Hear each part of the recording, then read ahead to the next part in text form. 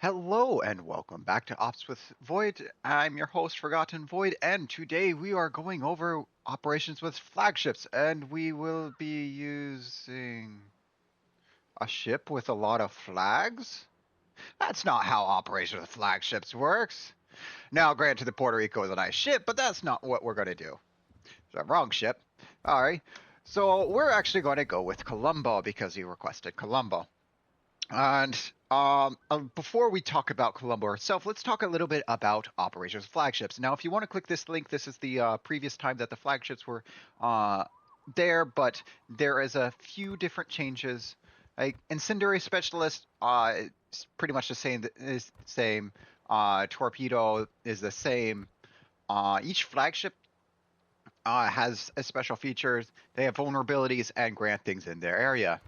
The main difference is the armor piercing one. So the armor piercing, um, so the flagship itself takes increased damage from 8 armor piercing and semi armor piercing shells, and anything near it will have a special explosion when that also increases their main battle reload time whenever they're hit with enough armor piercing shells, armor piercing or sap shells. So against all the ships in these areas with the this symbol above it, it is best to use armor piercing or sap, at least until there's an explosion for them.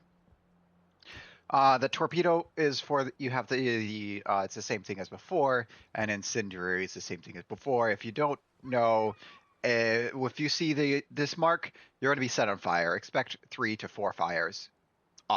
But the flagships themselves, um, if it's a battleship, 2 fires on a battleship flagship usually kills the battleship. You have to do 3 or 4 on a cruiser, but battleship usually 2 fires is all you need to go from full to zero. It's quite amazing. Torpedoes just more torpedoes. There's a couple other things about this. Is that one, there are some ops have additional ships. 2, the flagship does not match the ship that it is replacing. So you could have weird things like having a battleship in the whiskey spawn. So keep that in mind. And uh, at least in Hermes, maybe some others, there are some additional spawn overall. So that's some difference about the flagship. Lastly, it's either an Easter egg or someone didn't pay attention. But right here, this is a kinda, I believe that's how you pronounce it, a kinda class missile cruiser. So either this is hints for something to come, or someone just didn't pay attention when they were using Photoshop and putting ships onto pictures. I believe this is Gnevny? Oh well. So, with that all the way about flagships, now on to the Colombo. So the Colombo, I'm using one of the winter camos because I have them, and I don't have a permanent camo for the Italian Reggiani. But the Colombo has a nice large battery. Um, the guns themselves are 380s, but it has 16 of them. Now, normally the Colombo has so many shells, so it's actually might go down a little. But we fixed that with the equipment, which I'll talk about in a minute. So yeah, that's the big feature about Colombo. Everything else, I mean, the armor. She has decent armor. 70 millimeter 50 millimeter deck, 70 millimeter belt with some points of 150 millimeters. Like you can, like the bow is 32 with a 60 millimeter icebreaker, but if you angle in, getting the sides to you can bounce a lot with these sides. That said, if you're broadside on, expect a lot of citadels. For the upgrades, what we did is main battery mod. The recommended up to here. Here we do prop mod instead of damage control, just to be able to move forward faster because this thing is a slug and we want to go forward faster. And the other thing is we are using the legendary mod. Now, normally the recommended is main battery mod, which gives you minus 12% to the reload time. But the legendary mod is minus 6 to dispersion and minus 6 to reload. So it's less. It's half the reload reduction that you get with the standard, but instead you also get increased accuracy. So you have dispersion minus 7%, or it's a slot 3 mod, and another additional minus 6, and this gets you to actually have a very accurate salvo with the Colombo rather than having inaccurate salvos. So what's that? Minus 13% to your dispersion? So I think that's about the same as the American tiers battleship slot. Do we have a American ship I can grab real quick? Yes, minus. Oh, it's better because that's minus 11, whereas Colombo gets minus 13. So on to the captain. Now the captain, I am only running a 10-point captain. I want to keep this in mind as we are watching the replay. This is only a 10-point captain. We have gun feeder for the main battery switching time because you need that with Italian ships. We have priority targets to see who's looking at us. We have adrenaline rush for extra reload, and we have fire prevention for extra safety. After that, what I would be taking is probably, I mean, we can go tank mode with emergency repair, basics of survivability, and what, preventive maintenance, or I don't know. So we can go tank mode and get these. Yeah, we could probably, it would probably be this. This is probably what we do if we went to a full tank build. Or we could go DPM build, which is extend the main battery, extend the close quarters, and then we do emergency.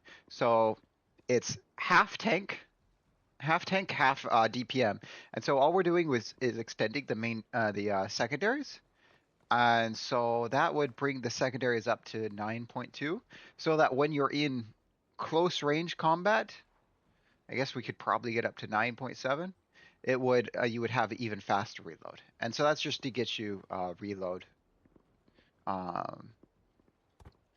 The other options would be like, I mean, then that's just AP. That doesn't affect your SAP, so it's not super good. So yeah, those are the options that to think about for ops. But I'm only running a 10-point captain. So with that, okay, here we are.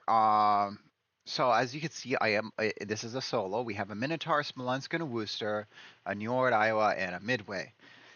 Our cruisers, we have really good cruisers. Our battleships, other than us, are on the meh side. So really nice camo for the Worcester there. The Don't Tread on Me. That's a nice camo. Anyways, so the first thing you have to options are you could actually select. This is when you have the option to select your the combat orders, and the combat orders are whatever they are is a. So it's cruiser, battleship, and destroyer. It means whatever you shoot at, you do more damage, and you take less damage. So if it's torpedoes, you do torpedoes. If you are in a Jaeger, you select torpedoes, and then you select for whichever type of ship you want to shoot at, and then shoot your torpedoes at. And your Borg, I don't know why he's saying wrong ship. He's in a Worcester, not a Worcester. He's in a Minotaur. Like seriously, that's a really good ship. But I don't know. He might have been doing a mission and have to do something. So like if he wants to set fires, then he's in the wrong ships. But yeah, it's still a good ship. So we're gonna go ahead and keep our armor piercing loaded. We're not doing that.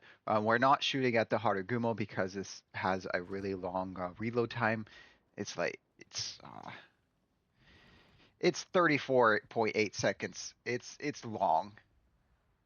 It gets down to 33 with the main reload mod, but since we're using ledge mod, it's 34.8. And we're going to take 57k off of the Azuma there.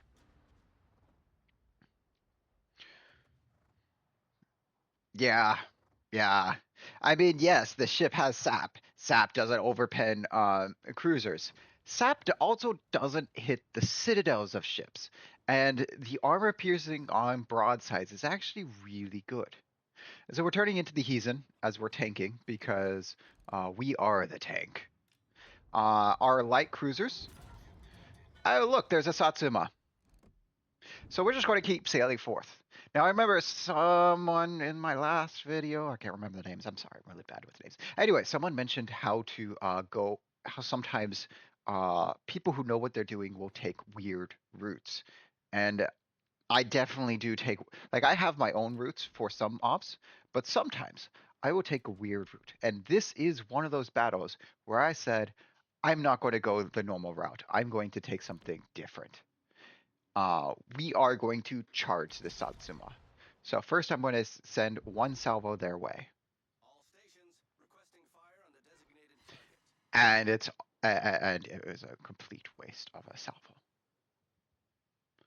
So now I'm using my reload timer actually as a timer since I don't have any mods installed right yet.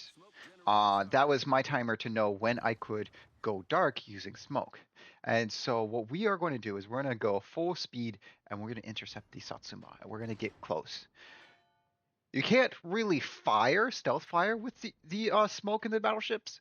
And if you're playing, you can't use this tactic in randoms because someone will radar or hydro you or whatever.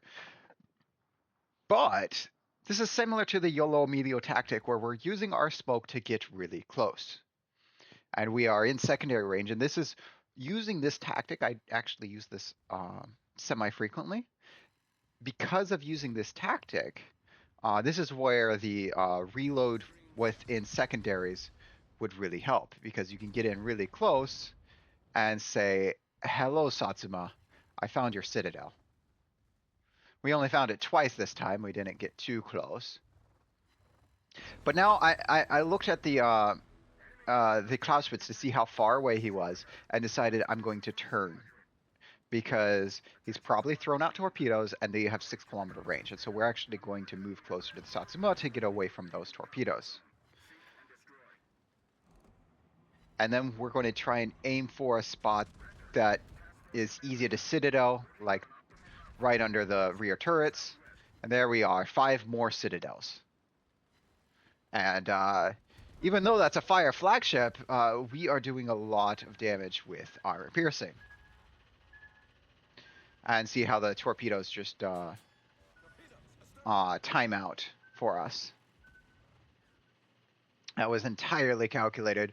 And now we're going to turn back around to face the Clausewitz, who did put us some good armor piercing salvos into us and set off some fire. And so, like this, it's 10k from an armor piercing salvo. That hurts. And here, right here, I spot the Yamato up there. And because I spot the Yamato and the Yoshino there, instead of going down south to reconnect with the carrier and through everybody else on the team, instead, what I'm going to do is I'm going to move and I'm going to intercept the Yamato and the Yoshino. And we're going to keep armor piercing. Yes, I'm thinking, well, we might as well see what we can do against the broadside of the Yamato. And there's another Satsuma over there. So unfortunately, we're not really going to be able to mess with that Satsuma because we are going to take care of these northern reinforcements.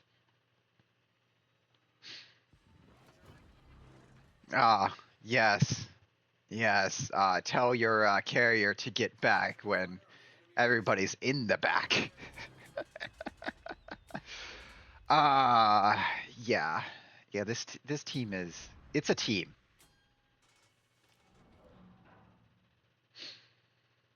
And so I was going to try and hide behind this and hide behind here. Um, but we are being spotted by the Kirakaze there. And we're using our spotter to spot the enemy ships as they're coming across to make sure or to double check when I should come out. So we're going to come out right now. And I was looking at Yamato, but then, surprise, Yoshino's in front.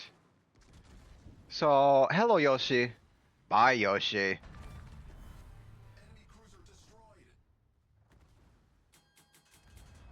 So now we're going to move in. And remember how if you didn't watch the beginning, that's up to you. But I did say that in the beginning, I'm going to be, you can angle and you can actually bounce the Yamato shells. So I was going to do that, but then I decided, you know what? We'll just smoke up and not be spotted. And Yamato can look at someone else. And we can do this to its broadside. Nearly 90k just from a broadside. And that's 14 out of 16 shells. If 2 more shells had impacted, we might have done more. If we had more citadels, we might have deleted the Yamato. I mean, these are only 380s, so they do less damage. But now we're not detected anymore. And so we're swapping to SAP because I don't think I'm going to be able to get the... I didn't think I'd be able to get a good pen on the Yamato with armor piercing, so instead we took all the HP out of the superstructure. Yes, 30k on a salvo against the superstructure of the Yamato. I mean, that can be healed back, so it's going to be more damage to get back, but oh, these guns are just so nice. But at this point, we could just do, yep, 1 turret, 2 hits, and they're gone. And now we're going to have to head south because now the enemy is all down south. When shooting against destroyers, you want to shoot SAP because SAP has a higher alpha. So the SAP does 1250, armor piercing is 1200. It's not that big, it's 500 points, but it ends up being 5 more points per shell since you're doing 10% damage. 5 more points? 50 more points.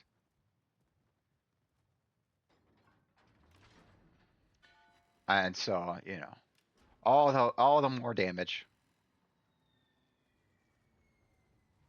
Ow! Yeah, we need our engine. We need to move. And we'll heal back up our last heal. There we go. 42k sap against the Haku.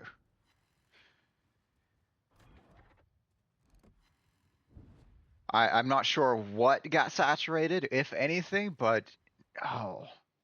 Sometimes the sap is really, and you get really nice salvos.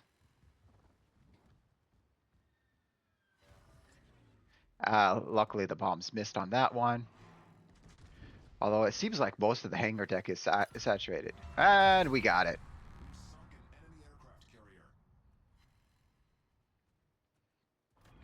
So, 2 salvos of sap. No overpens because we cannot overpen. And now we're going to move all the way down south.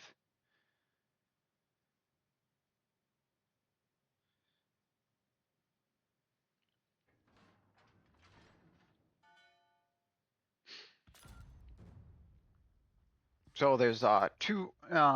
So there's two spawns that could happen at this point in time. It's either the battleship at the G0 line, which is why Midway set their fighters over there to spot if they go there, or it's the J2, J3, to be J3, and then you get cruisers and then two battleships. And so we're waiting on that. And if you've been counting the super ships, we've had not super ship, flagships. We've had two flagships so far. That means there's still one more flagship to appear. Now, in the first iteration of flagships, well, actually, we had the flagship already. It was always a Yamagiri at E1. It was always a Yamagiri. But instead, now they are doing a little bit more with their flagships. And in this case, we were able to get a Satsuma in replacing one of the destroyers.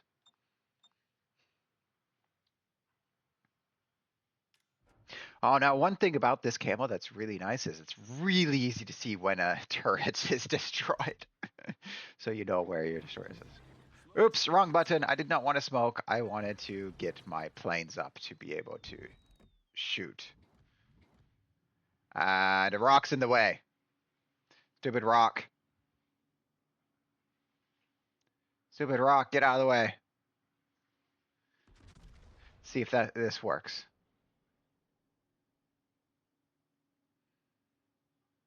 Okay, we cleared it. And, oh, we actually whiffed for once. I think that's our first salvo. We didn't actually hit a single shell. It's also our first long range salvo. So we've been up in brawling distance. And so what I really wanted to do was save the smoke so I could get close to those ships. When I see the Satsuma is replaced by a Clausewitz, I suddenly think, well, it's fine that I'm not close because I don't want to deal with torpedoes from Clausewitz. And I'm okay not going in close to them. Instead, we will go take out the them from afar, or that's what my plan is.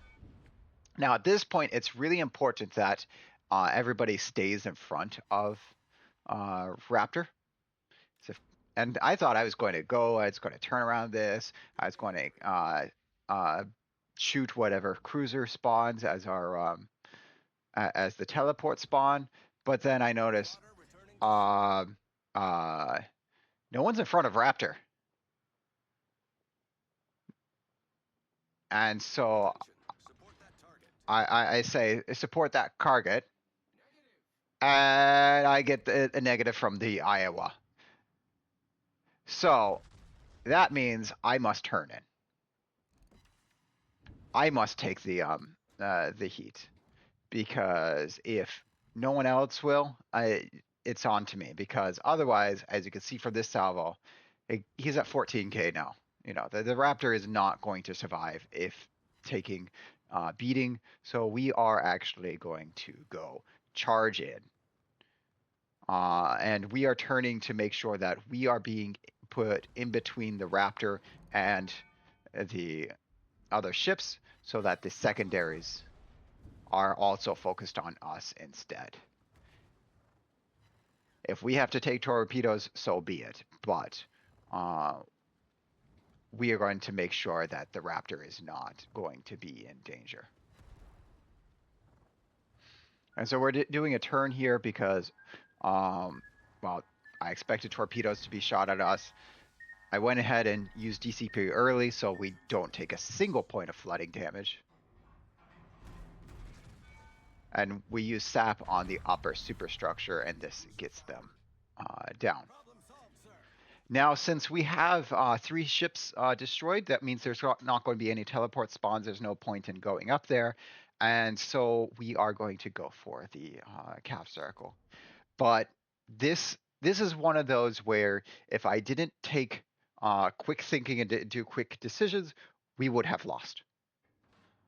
If I wasn't in position to be able to make that choice, we would have lost. This is where if you sit back and you say, I have 30 kilometers of range and I'm going to use all 30 kilometers, you're going to lose ops. And I don't understand people who don't understand the main primary task of ops. Like you escort Raptor, you have to protect Raptor, not let Raptor take all the damage. Your ship at full health is not worth more than the ship that means if the anything is going to, if we're going to win or lose. And so, like, even the carrier could have been tanking the New Ord. I mean, they're not really tanky, but they could tank more than the Raptor. Anybody over there could have done more, and instead, I had to me with my 0 heals, 0 smokes. Can't even take superintendent to increase that the smoke count. I had to go up and protect everybody. Luckily, the armor scheme on Colombo it works for that, so we were able to do it. But another battleship might not have been able to fare so well in our position. Which is another reason why Colombo is such a nice ship. Good armor, lots of guns, good accuracy with the legendary mod. I mean, it doesn't have fast reload, but you can't have everything. Still faster than Vermont.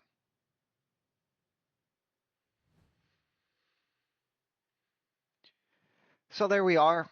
We have 600k damage, just over 600k damage with our 147 shell hits, 20 citadels, only 4 kills though, and the 17 planes from when the carrier was focusing us. So that puts us well into the top of the team. No surprise that the high rate of fire cruisers are second. Also not surprised the carrier is really hard. Like he does well, but just like you can't do much in a carrier. Um, Surprising that Minotaurs is so far down. And actually, I'm surprised where the battleships are. I would have expected them to be lower with them hiding in the back. That said, what? Let's see. Yeah, there's that Yamato that we farmed. We did all the damage to. Uh, this Clausewitz, sap cells only. This is the one at the end that we killed.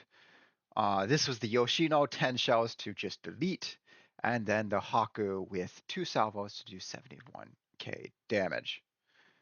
The Satsuma that we did not kill, but we did a lot of damage to. The one that we bounced the first round on. But yeah, that's where most of our damage was. So you have battleship, battleship, battleship, carrier. So we didn't do much to destroyers, and because of that, like we did the one salvo against the Kudakaze, like we have a lot of damage, but we're only at 25. So if we had done more damage to destroyers, taken out more cruisers, we might have gotten higher XP, but our XP reflects that we went after some big targets like the Yamato and the Satsuma and the Clausewitz with 200 KHP. Credits, we did decent. We're running grays, so it's not. I think, or were we running anything? That looks like grays. Of the plus 20%, but it could be clan stuff. I'm not sure. The service cost is definitely for our clan bonuses minus 15%. But we still make 318,000. Little bit of free XP with. Yeah, no, I don't think we're running any boosters. So, or were we? Yes, we're running grays. Okay. So that is Colombo. in flagship operations, really fun. I had several good games with Colombo. Like this is a game where I saved the thing at the and saved us at the end, but I had several really good games with Colombo. So it was kind of hard to choose which one to show the recording of. I went with this one, kind of because of the damage and because we went with an interesting route and not a standard route. So, I hope you enjoyed this video. If you want to get notifications when my new videos are up, click that subscribe button. But you don't have to because I do post on places when I upload them. Uh, and I do hope to see you next week. Uh, Not sure what ship we're doing next week, but we're going to do something. Have a good one.